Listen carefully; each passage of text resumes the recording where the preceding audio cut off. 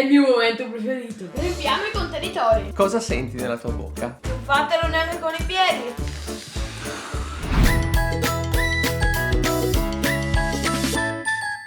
Ciao ragazzi! Lo scienziato Nicolò è Tornato! ed è più pazzo che mai! Oggi cosa ci presenti, scienziato Nicolò? Gli esperimenti da mangiare. La cosiddetta Edible Science. Abbiamo preso questo libro, National Geographic Kids, che è solo in inglese, ma noi ve lo traduciamo così potete fare anche voi questi esperimenti che sono Commestibili. Iniziamo dall'insalata arcobaleno. Prendiamo 4 recipienti che fanno anche da tamburo. Vai, suona, scienziato pazzo! E adesso puoi girare questi recipienti. Abbiamo preso anche dell'acqua e del colorante alimentare. Riempiamo i contenitori. Non più di metà, perché dopo ovviamente la foglia stessa occuperà dello spazio. La parte che mi piace, il colorante. È bellissimo l'effetto del colorante liquido che cade dentro l'acqua e crea questa nube macchia colorata. Passiamo al colorante a gel. Sì, un grande rosso.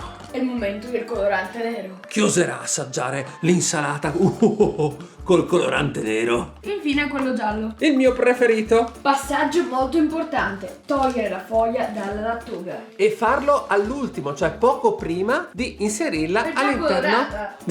vabbè, ma quello è il color terra della soluzione colorata, di modo che la pianta sia ancora bella vispa, pronta a raccogliere l'acqua colorata. Si tratta di lattuga iceberg. La trovate nel reparto frutta e verdura del vostro supermercato. Prendete una foglia di ragionevoli dimensioni e la inserite nel vostro colore. Adesso facciamo riposare il nostro esperimento per 4 ore. Ma noi ragazzi non riposiamo e passiamo al prossimo esperimento, l'emulsionante. Vedremo come il cioccolato è in grado di sciogliere, tra virgolette, le chewing gum. Prendiamo una gomma. Non la mangiamo, ma la tagliamo a metà. Metà la dedichiamo al contenitore 1 e l'altra metà la dedichiamo al contenitore 2, dove andremo a versare dell'acqua. L'acqua sarà il sostituto della nostra saliva. Quale? Qua? Sì, uguale. Un po' di qua e poca di qua, perché dobbiamo metterci l'emulsionante. Perfetto, sufficiente. Mescolo e simulo cosa succede nella nostra bocca. Immaginiamo quindi che la lingua di Nicolò sia il cucchiaio, praticamente sono la stessa cosa. E come vedete,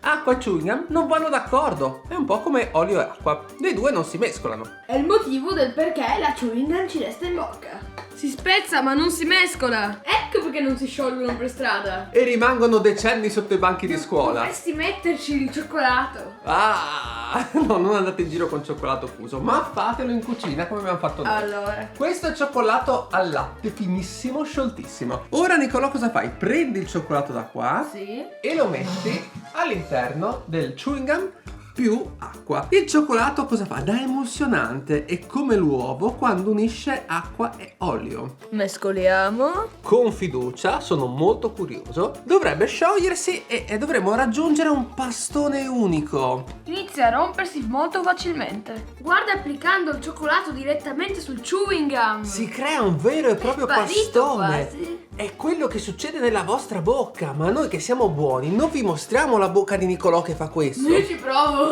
Sì, ma noi non andremo dentro con la telecamera, ragazzi. Guarda, è sparito. Quindi funziona. Cosa succede? Se voi mangiate un pezzo di cioccolato, un pezzetto di chewing gum, il chewing gum viene tirato giù, cioè lo mangiate assieme alla vostra saliva, tipo fosse una bibita. E ora l'esperimento umano. Oh, pezzettino di chewing gum in bocca. Il consiglio è masticarlo per bene. Molto buono il chewing gum. E quello classico, ho fatto una fatica a trovare il chewing gum piatto, perché adesso tra confettini, Big Bubble e simili, il chewing gum ha formati strani. Questo è proprio quello di quando ero bambino io. Il classico Brooklyn. Inizia a masticare. Cosa senti nella tua bocca? Io non entrerò con la telecamera, lo faccio per noi ragazzi, perché non è proprio il caso. Ancora. Ragazzi, io ho guardato per voi nella bocca di Nicolò. Non è stato bello, ma vi assicuro che è quasi distrutto. Non ce n'è. Sono riuscita a inghiottirlo.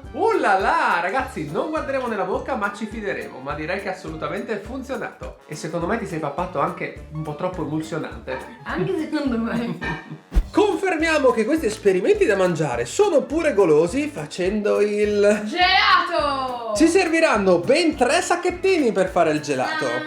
Uno in grado di entrare nell'altro e con chiusura zipposa, perché dovremo cercare di togliere più aria possibile. Cominciamo con 60 ml di panna. Ovvero partiamo dagli ingredienti del gelato. Li mettiamo nel sacchetto e per evitare che escano dal sacchetto usiamo il trucco di mettere il sacchetto in un contenitore. E ora 60 ml di latte intero. Mi raccomando, fate questa ricetta velocemente. Tutto deve essere fresco, ben uscito dal frigo e coprite le superfici su cui state lavorando o comunque che siano superfici come le nostre in cucina lavabili. Mezzo cucchiaino di estratto di vaniglia. Così faremo il gelato alla vaniglia. Cannuccia per togliere l'aria. Ok. E non per assaggiare il pregelato, mi raccomando. Il sapiente scienziato cosa fa? Chiude il più possibile il contenitore e lascia un'apertura per la cannuccia. Quindi, utilizzando la sua forza aspiratrice, non serve mettere le batterie del nostro aspiratore umano. No. Funziona da solo. Inizia l'aspirazione, vedete? Quando il sacchetto fa un sacco di pieghe vuol dire che siete a un buon livello. Mettiamo il pregelato dentro un altro sacchetto per evitare perdite e rotture. Questo perché tra un po' andremo a Ha già shakerare. perso. Come ha già perso? Abbiamo messo in un nuovo sacchetto. E guardate la potenza del risucchio. Si alza il latte talmente la potenza.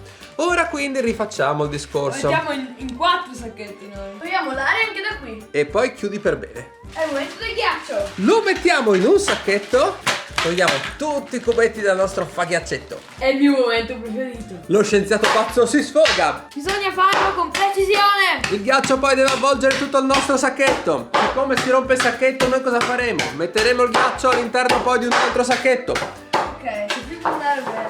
Direi che ci siamo. Travasiamo. Il ghiaccio scende e guardate come l'ha crashato bene. Adesso mettiamo un cucchiaio di sale grosso. Questo ci servirà ad abbassare la temperatura di congelamento dell'acqua. Inseriamo il sacchetto di gelato. Anche qua andiamo a togliere più aria possibile. Sì. L'obiettivo è quello di far sì che il nostro ghiaccio circondi il sacchetto. Ora avvolgiamo tutto in un asciugamano.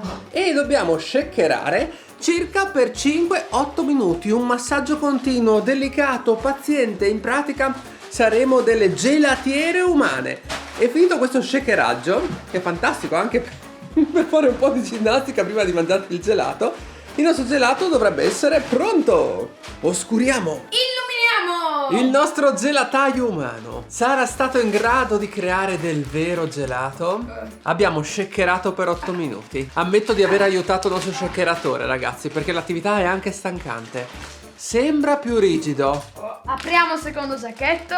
Sembra tutto intatto. Il nostro scienziato non è convinto. Giustamente lui, se non vedo non credo. Lui vuole la prova. L'esperimento deve funzionare. Ti dirò, ti ho preparato la coppetta, ma potessi andare direttamente a prendere il gelato con il signor...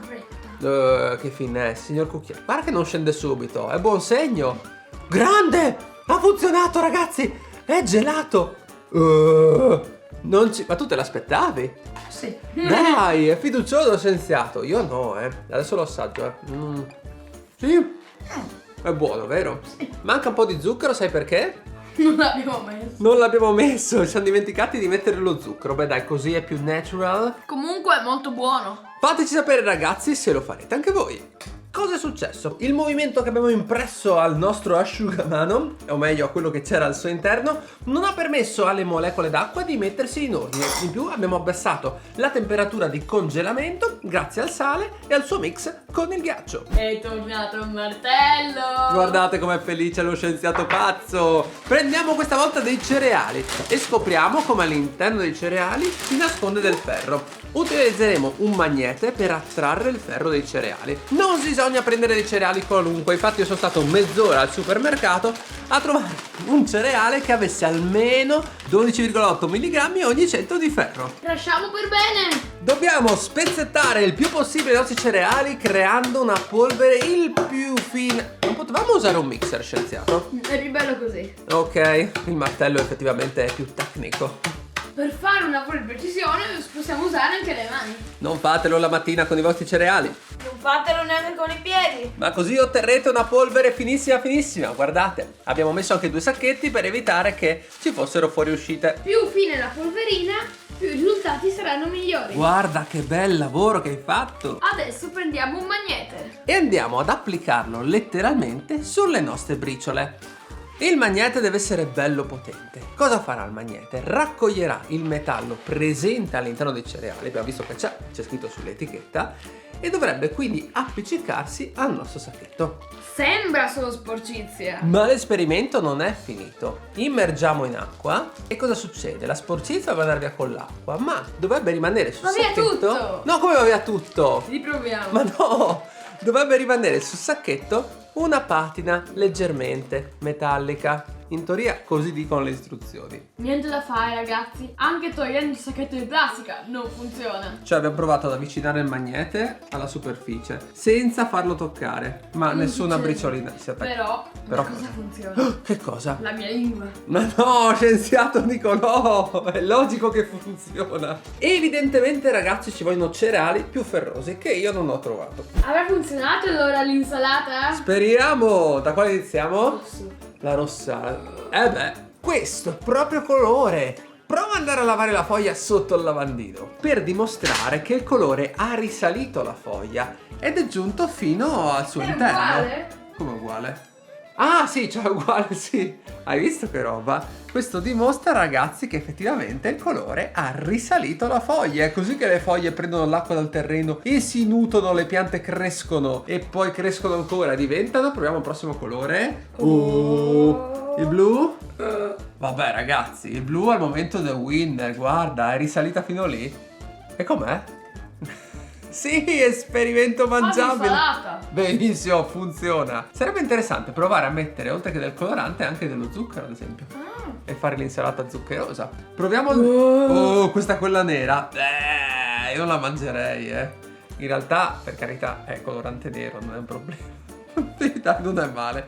Quella gialla è la mia preferita. Il giallo si nota di meno, ragazzi, È così che le piante attraverso le radici fanno passare l'acqua fin sulle foglie e attraverso quelli che si chiamano xilemi, i loro vasi conduttori, e col colorante vediamo il viaggio che fa l'acqua attraverso le foglie. E ora è arrivato il momento, cari scienziati a casa, di scegliere l'esperimento preferito del giorno. Quello del gelato. Molto bello, molto buono. Questo per bellezza secondo me a me è piaciuto più di tutti perché è arcobaleno e poi va in tavola e presenti l'insalata arcobaleno, la faccia Halloween è perfetta. soprattutto quella nera. E voi ragazzi fateci sapere sul profilo Instagram GBR qual è stato il vostro esperimento edibile commestibile preferito del giorno. E se questo video Vi è piaciuto? Mettete un pollicione! E non fate colazione col martello. Ma iscrivetevi al canale YouTube GBR per non perdere niente. i prossimi video. Ciao!